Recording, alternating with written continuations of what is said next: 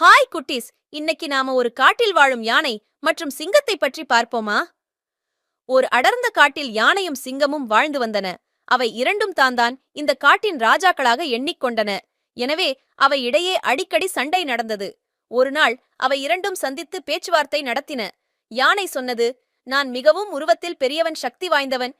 எனவே இந்த காட்டின் உண்மையான ராஜா நான் என்றது.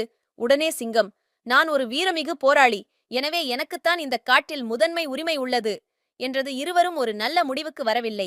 அது போதாதென்று அவற்றின் சண்டையால் மற்ற விலங்குகள் பெரிதும் அவதிப்பட்டன. இதற்கு தீர்வு காண ஒரு நாள் குரங்கு ஒரு யோசனை கூறியது. நீங்கள் இருவரும் சேர்ந்து இந்த காட்டை ஆளுங்கள். யானை தன் சக்தியால் மற்றும் சிங்கம் தன் வியூகம் மற்றும் வீரத்தால் காட்டை பாதுகாத்துக் கொள்ளுங்கள் என்றது. யானையும் சிங்கமும் இதனை ஏற்றுக்கொண்டு ஒற்றுமையாக வாழ்ந்து காட்டை அமைதியாக பாதுகாத்தன.